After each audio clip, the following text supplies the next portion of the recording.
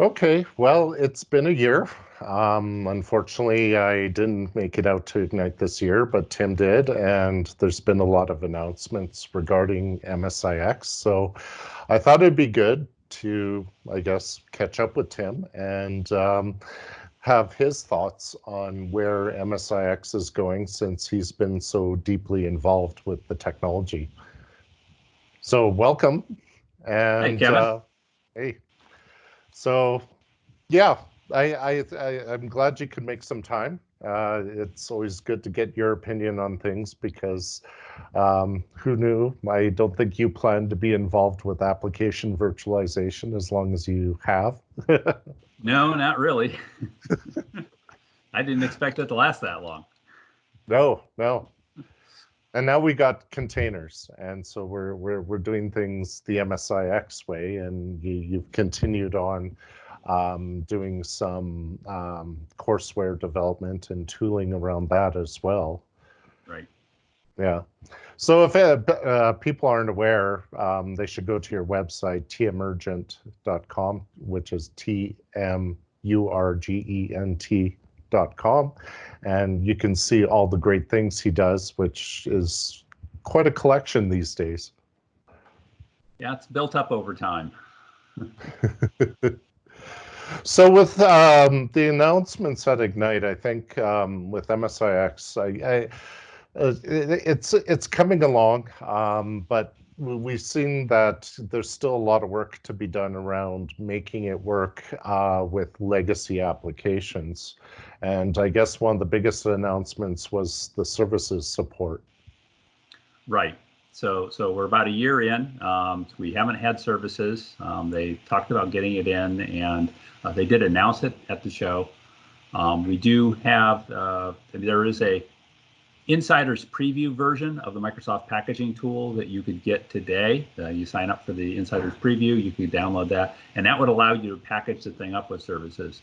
To get it to work, though, you'd have to put it onto a preview version of the what they now call the 2020 H1 release of the operating system. So this is the one that would come out. We expect it in March, and of course it won't show up quite in March, but sometime next spring is what they're targeting for. So it does have a dependency on being on that version of the OS or later to be able to work. And when you do it, it's not going to be virtualized the way that we virtualize services in AppV. It's actually going to take the service, and when you install the application on a box, it's going to take that and natively install the service outside of the package. So we'll have to see how well that works for us. I mean, it's the same that you would have gotten with the MSI. So in that sense, we'll have the same challenges we had there, which, sometimes in AppV it was a nice thing to have them virtualized, and sometimes in AppV it wasn't a nice thing. So it's hard to say what's better, right? Yeah, I've remembered, especially in the early days of AppV, probably SoftGrid days, where we would try to hack services together locally. And it was a bit hit and miss with the tools at the time. And I am curious how well the implementation will be, because I think that's going to really obviously dictate the success of this feature. I know with AppV there was all sorts of rules, but it seemed to do it well enough that you've got a reasonable amount of stuff working with it. Yeah. So I haven't even tried working with them yet because I'm busy with a number of other projects. So yeah, I don't know how well it's going to work. One thing that is very different, though, is when the services. So MSIX apps install on a per user basis, and they don't even require an elevation. There's no MSI exec that's being invoked. It's called App Installer, and an end user that has standard rights is allowed to install any MSIX package they can find, except when you have services. When the services go in, because they are going to touch the underlying system, they're going to install a service, they need to have elevation. And so a part of the marking of the package in terms of the capabilities, that's a big, huge checkbox of things like, oh, do I use the camera and things like that, right? The kind of things you expect to see in a modern app. They have a new capability they're adding that says, hey, this is going to need an elevation to install. One of I'm kind of curious as to how IT is going to look at this, because if you're deploying through some type of management system, it doesn't really matter, right? Because the management system is doing things in a system context that we don't have to worry about elevations, and they can install things there. But MSIX files in the end are just files. They're going to be sitting up on a file share somewhere. A rogue user can go and find them and just decide to go ahead and install them. Unless we decide to just mark that capability on all of our packages, even if we don't have services. That would be a way that we could actually protect those things. So I'm kind of thinking about that right now and trying to see, maybe I might just want to do that automatically. Well, it's a different way of approaching things for sure. Yeah. I mean, in the end, everyone's got to deal with licensing one way or another. You can catch them ahead of time or catch them later. Yeah, yeah, and I think it's a very difficult journey for a lot of organizations right now when it comes to modern app distribution, because when I put in several Windows 10 environments, the store was essentially shut down. I maybe had one or two environments where they would actually embrace any sort of modern app usage. Yeah. So, but you've been doing a lot with Intune, so I assume you're having some success that way.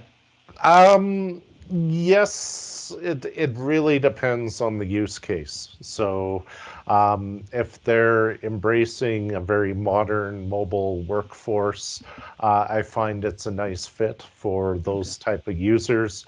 But I just, when you start looking at your typical worker inside the organization, like head office, it becomes a little bit more challenging to make the whole vision work for an organization. It really depends how much technical debt they have with legacy applications. And, I think with Ignite and them talking about configuration manager, co-management, being a destination, which I still think is funny because it's as much as you say it can be a destination, it really isn't. Like, in the end, there will be a day, maybe it's 40 years from now, I don't know, but there probably will not be an on-prem management system. And, that's going to happen at some point. But, I get it today, don't worry, stay on Configuration Manager, let it do your application management. And, it only gets when you're pure Intune that you have to start thinking a little bit more strategically about like which apps are you going to use and how are you going to deploy them. So, are there modern equivalents of what you're using today that you should be deploying through Intune rather than taking your legacy application packages? Yeah. I mean, when I look at it, I think, you get rid of your Exchange server is the first thing off-prem. And I actually look at probably Active Directory as being the second thing, but there's a whole bunch of stuff that happens before that can happen. And then once you get rid of that, then you can start thinking about config man. Yeah, it's going to be a long journey because there's so much tied into the applications and legacy security schemes and all that stuff that's going to keep Active Directory around. Yeah, exactly. All right. So, one of the other big things they talked about at around MSIX at Ignite was MSIX App Attach. I'm kind of excited about that. The idea is to provide us a way to be able to deploy these new MSIX applications in a rapid fashion. So this is for that non-persistent VDI or semi-persistent scenarios like remote desktop, Citrix, etc., where you have different users logging in. You want to apply the applications when the user logs in as quickly as possible. MSIX works well with that because all MSIX applications install on a per user basis. You don't have the concept of a global installation, but you still want to make it faster. And so the folks from FS Logics that they acquired last year have been doing some stuff. And what we saw at Ignite was, quite frankly, the same hacked up demo I saw last spring. It wasn't the real product. Although I noticed over the weekend, they do now have a public preview, so they must have some real code behind it. But in the end, what they're doing is, in essence, you take your MSIX package and you run it through a kind of a converter, I mean, a formatter, whatever you want to call it. But it takes the zip compression and breaks it out and puts it into a VHD file. And so when a user logs in, these things get mounted. But it's not really like app layering, where to mount all of these different VHDs, it takes a long time and things have to come over. They're using their smart caching logic. And what they're really doing is they're, in essence, putting the things up there and making them available there to the operating system. But the only thing they're really bringing down are the extension points. So they'd be like the shortcuts and the file associations. And they leave the rest of the package up there until the user runs the application for the first time. And then when they run that application, it'll then do the full implementation. So the login time shouldn't get bogged down very much, is the concept.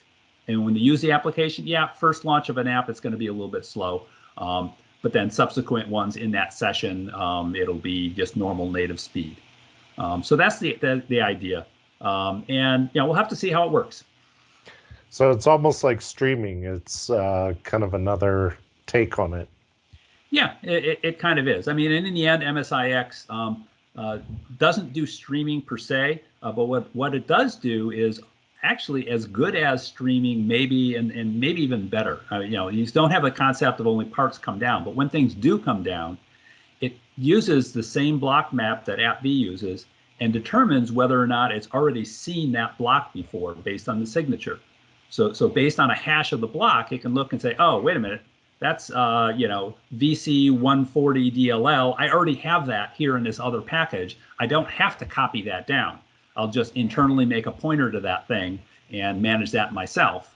And so you cut down on the network traffic as well as the storage space. So it's single instance delivery and storage on a block basis.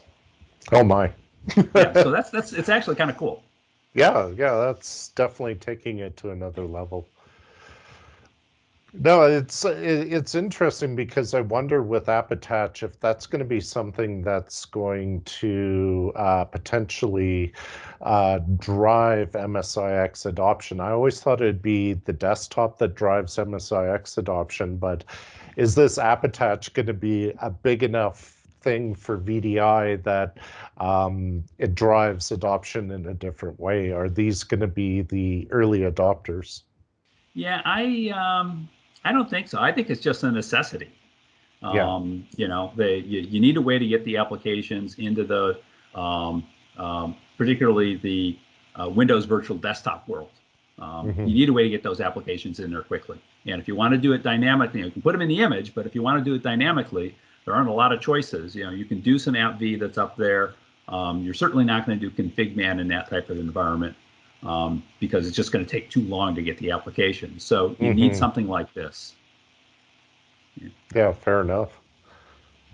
So now let's talk about the package support framework. It's kind of the thing that doesn't get talked about enough, which is really what we're all kind of waiting for to make this, I guess, packaging of legacy applications work with MSIX. Yeah. So unlike AppV, which has a very rich remediation set within its runtime, MSIX isn't built that way. It's built to do some things. If you think about the journey in AppV, we went from the original system, which went up to version 4.6, that had this isolation environment, not quite a container, but pretty close to it. And when we went from 4.6 to 5, we were able to do many more applications because in 5, that isolation environment wasn't as isolated. We opened up, we poked a lot of holes around the edges of that thing to make things work better together, whether you had things outside the bubble or two different bubbles trying to work together. And it just made our lives a lot easier. We could do a bunch more apps that we really weren't able to do, or we had to really fight to get to work under AppV 4.6. The MSIX container is a step in the other direction. It is a much more hardened container. There are very few things that poke outside that container. It's pretty much, you know, the equivalent of the shortcuts and the file associations, some of the shell extensions, and then obviously we're going to see services here in the near future as well. But other than that, things don't poke through, and it just causes problems. So the runtime doesn't try to take advantage of those things. So we need the PSF as a way to fix that up. So if you are repackaging, that means that you can go ahead and repackage, and you know the app may or may not work. Now I did some testing last year. How do I show something on the screen? You need to help me with Teams. Okay, so I should there's have a button here. Icon that looks like a picture frame with an up arrow. Ah, yes, there it is. And I want one of these windows. No, not my inbox. Definitely not that one. Where is...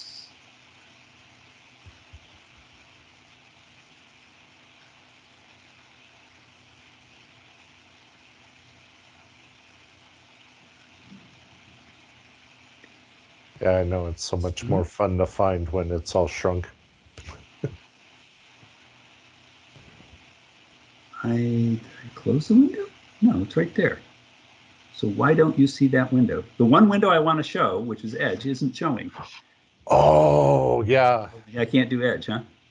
No. Yeah, different browser? Yeah, I'll open up Internet Explorer. Okay. Let me get that up. But I want to do, so I have a second website. It's called M6Conf.com. So M6conf.com. And that's our community site for the MSIX stuff, right? So the number 6 being the SIX from MSIX. Yes. Actually, came across that. So on there, I did some work last year with what I call the MSIX report card. So this was a set of tests that I ran over the course of the winter last year, and I issued this report out in January. Okay, now I've got this up. I can go to Teams, and not do that. Try it again, and maybe this time Teams will see IE. Wow, it doesn't show that one either. Can I show the full desktop? Yeah, you can. It's probably the one that says screen 1, right? It's funny. There you can't share content. Are you seeing my screen now? There we go. All right, we're in. Awesome, thank you. All right, so this is that website, and here we have these MSIX report cards where you can get the information that I had done there. But basically, I had done some testing. Here we go. Pick this report here, which was the Microsoft packaging tool testing against the Windows 1809 operating system. So that was the the latest version of everything available last January. And I ran a set of 50 applications, and these were applications that work great under AppV. For the most part, they work great as MSI, although some of them are apps that you'd want to AppV because of the problems that the challenges with them. And this is sort of a graphic representation of the results that I got, where if I place a very fine set of tests against these, are these apps that I would deploy through MSIX? Now, I'm assuming that because we're repackaging, these are apps that you still have a choice to deploy through MSI or through AppV. And so only 22% of the apps really worked as well as they do in those other environments. And then there was another 20% that pretty much the app worked, but there were some minor little annoyances. Like maybe you don't have the shell extensions, or you have no way to apply configuration as part of the packaging process and have that take place out at the deployed application because it wouldn't see the configuration changes you made. So there were lots of issues like that, and there were a bunch of others that just plain didn't work, right? So this is very early on. This is the first version of the operating system. It was probably the second release of the packaging tool. So it was pretty early on in those days. I'm doing some work right now to improve this using the PSF. Now, I didn't use the PSF in those tests because the PSF was only available in source code format. And at that point, I felt that was just too big of a burden for the IT pro. You know, you're not going to go download C++ code and build your own PSF. And Microsoft, for some reason, thought that you would. So since that time, I've released a tool called PSF Tooling. So this is an app that's up in the Windows Store. It's free. You got to go to the Windows Store to get the Microsoft packaging tool, so it's easy to get it while you're there. And this is a tool that you would use during the repackaging process to be able to inject the PSF into your package and get it configured properly. So the process would be that you would just go into their packaging tool. When you get into the installation mode, you install and configure the application, and then you'd run this extra program that would then inject the PSF into your package. So I'm doing some more work. Let me get logged in here. So with that being said, what do you see have you seen any of the vendors doing such things to try and make their tools easier to use with MSIX? Yeah, they are including versions of the PSF inside of their products as well. And we're seeing a mixed bag of things. And quite frankly, in the long run, because Microsoft, they didn't really build an open tool in their packaging tool for me to hook into. So the way that I have to do what I'm doing is a little bit clunky. And if you are building it as part of a whole packaging tool, you have the ability to apply the PSF after you've seen what are all the files, right? So you can investigate and decide what to do. So it's a little harder for me. So because of that, I expect that the third-party tool vendors are actually going to have better products in the long run. So it'll be a nice workflow. They'll be doing analysis at the right point, injecting the right components, getting them configured for you. Having said that, it's still pretty early, right? The PSF is changing on a very regular basis. Improvements are being made. They have their own private fork of that. And in some cases, like the guys at Advanced Installer, they've added some additional fixes into their private fork that aren't in the PSF itself. So in that sense, they may be able to do some apps that others can't do. But on the other hand, they're also a prisoner of their release cycles, and they're not necessarily up to date on the latest stuff that Microsoft has in the mainline source. So at any given time at this point, you know, your best odds of being able to get an app package might be to try it under the different vendors, and maybe one of them will work. Right? But in the long run, I expect that the third-party tool vendors will probably be the way to go, which isn't the way I ever felt about AppV. I always felt the Microsoft tool was the best one to do the package capture on. Yeah, I agree. It always did the best captures with AppV. And yeah. Anyway. So I've done some preliminary testing. This stuff is not public. This is some pre-testing for the testing that I'm doing for the report coming up next January. But I've been putting a lot of fixes into the PSF to solve the various issues that I've seen.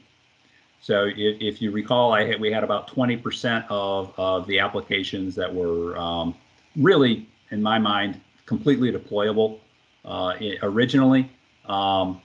You know, we're still, the packaging tool has done a few things. I've now up to what 21.5%, so it's increased just a little bit there. I actually have a few more packages in the mix this year as well. But this category here, this is the success rate that I'm getting for the things that didn't package without the PSF that I can actually fix to the PSF to the point that I would be happy to deploy that package. So I didn't really know where this number was going to end up. If you recall, we had about 40% of the packages that had identified problems that in theory could be fixed by the PSF for things that we have. I think I have a chart down here that shows that, right? Yeah, we should, we should be about 47, so almost half of those packages need something in the PSF. But we don't have everything we need in there. But I've been adding a whole bunch of stuff. So all of the shortcut related stuff, some of the file redirection stuff. So for example, if the application puts its configuration, heaven forbid, it should put its configuration as a file inside of the user's app data local or app data roaming folder. Without the PSF, the app can't actually see that. Yeah, so, nobody does that. Yeah, no, yeah. God bless them, Microsoft. They had a design idea here that just didn't meet reality for enterprise IT. It was really more of a consumer mentality that says that, the application installer doesn't configure the product. The application installer puts stuff down, and the first time the user runs the application, that's when the configuration gets applied. But they didn't really give us a great way to apply a configuration at that point. And of course, installers want to put that stuff down anyway for enterprise applications. So, so we've kind of had to battle with that. But with the changes that I put in place, that was a mistake. With the changes I've put in place, we're seeing another 15% that looks like we'll probably be able to say are now really deployable when I do the report this year. We might get a little bit further on. We've got new versions of the tools going on. I've got a huge submission that I'll get into the PSF here in probably another week. As I'm going through the testing, I'm finding little things like, oh, well, I can just kind of fix that right now and get another app in there. So, this will continue to improve over time. But, clearly it's got a little bit of ways to go. Yeah, I get the feeling that, the infrastructure to deploy and manage the apps is almost ready, but we still have a lot of work to do with the container itself before I think there'll be any sort of mass adoption, because with AppV, at least you do a VDI environment or refresh a desktop environment, and there'd be this massive migration project. I don't know when or if that's going to happen with MSIX. In terms of these packages, I'm not sure either. I was trying to take this off screen, but maybe you can do that. One with oh, the there arrow. It is over there. Yeah. Okay, I had to hit the X over there. So one of the other things that happened at Ignite that I was actually pretty buoyed about is the other side of the story, which is for the developers. So we had the Win32 and the .NET style programming for years and years, and those are the things that enterprise apps are really built out of today. And then they came out with this UWP, and part of the constraint with UWP was to be portable and all this stuff, and it uses not the normal .NET framework, but what they now refer to as .NET Core. And it was a very slimmed down API, in part because they wanted it to be portable, and in part because they didn't want to drag around all of the APIs that have been around for the last 30 years and into this new environment. But as a result, developers couldn't do a whole lot. If you were a game developer, it was enough to do what you needed to do, but for enterprise style applications, it just wasn't good enough. And that's why we never saw enterprise apps in the Windows Store. It's because they really couldn't do a whole lot unless they wanted to build a small GUI that just front ends an enterprise app that runs up in the cloud. I mean, that is where we saw some things. So what they have done now is they've opened up some integrations, and to use it, you'll have to be in an MSIX environment. But basically, it'll allow a developer to say, I'm going to build my app the way I was. It's a Win32 app or it's a .NET app, but I'm going to take advantage of some of the things in .NET Core, and I can do that. They refer to that as XAML islands. So if you think about having some type of GUI on the screen, you can designate an area and say, this area here actually uses the modern APIs. And so now you could bring in things like inking or notifications or background tasks, and all of the new stuff Microsoft is doing for the developers is really over on that side of the street. On the other hand, they can also write a brand new GUI using the more modern stuff, but be able to call back to the old code. And so they call it an app service, which is a really stupid name for it. But it's a lot like making a COM call or a p-invoke call to an older framework. But it allowed them to take the bulk of the logic in their Win32 app and just replace it with a new UI. So they can build it either way. But to get the two to work together, you need to be inside an MSIX container to make it work. So I think that will be a huge incentive to get the software vendors onto MSIX eventually. So, they announced it. It's called UI Core 3. That means it's not really available except for some private viewings right now.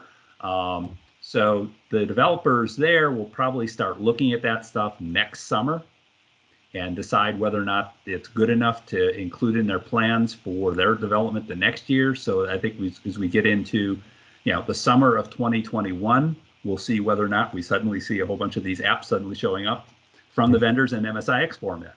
And hopefully that's what will happen, and that'll really spur things to move more in that fashion. So you think it might be more developer driven than packager driven, the adoption? Well, if it never becomes developer driven, then there will be no need for us to worry about this. I can just stay with AppV quite fine. Thank you very much. So I think it's kind of a requirement to be able to get there. Yeah. Okay. No, that makes sense. So finally, we should talk about MSI XCore. Oh, yes. The ugly stepchild. No. Yes. No good name should not get reused for another purpose, which is totally unrelated. So yes, MSI XCore, sorry, is a new name for what they had referred to as taking MSIX packages and backporting them to older operating systems. So MSIX originally only worked on 1809 and above on the for Windows 10. They did release the changes to the containers back to older versions of Windows 10. So that's an update you can get on those machines, and you can run MSIX inside the container on those operating systems. They didn't go all the way back to 1604. They only went back to the ones that are under their current support list. So I don't even remember what version that is at this point, probably 1709 or something like that. So that's fine. But they wanted to have something to help the developers with their story about you can go to MSIX and leave this MSI behind, and provide a way that they could produce an MSIX package that could be used on older operating systems like Windows 7 or Server 2016 maybe, right? So that was the idea, and so they're calling this MSI XCore. They've had an open source project for this, and now they're getting close to productizing it. So it's announced. It's not still quite available yet, but the concept is you take your MSIX package, it would lay it down on that machine. So first of all, you'd have to install a special package that gets you MSI XCore on that machine, and having done that, you could then install this MSIX package on there. And basically, it's just going to take the contents of the package, take it out of the zip file, and put all the files down similar to what you would have had if you had run an MSI. So how useful this is going to be, I have my doubts. Okay. Yeah. Let alone how well it works. Assuming it works perfectly, I still struggle at the story about why Microsoft really spent time on this. But I think they felt it was necessary to try to get the developers on board, so fine. That's great. I don't ever really plan to make use of it personally, and I wouldn't necessarily be recommending it to customers, but who knows? Maybe they'll prove me wrong.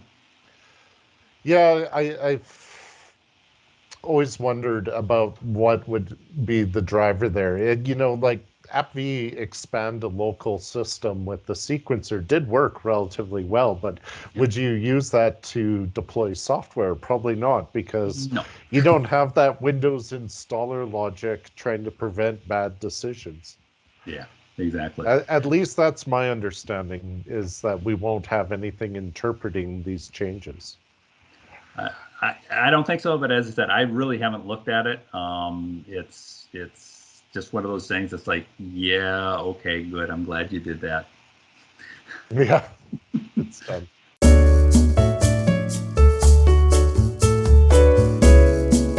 All right. Well, I appreciate all the time, and I look forward to talking with you more in the future and see what's going on in MSIX land as well as what you're up to. Um, Anything else you think you want people to be aware of before we go? If I can do a shameless plug. Sure. There's a couple things I can plug. One is, of course, is our master's level classes that we run. We're at this point, what we're doing is a mixed class teaching people how to do both AppV that you can use today and MSIX for what you can do in the future.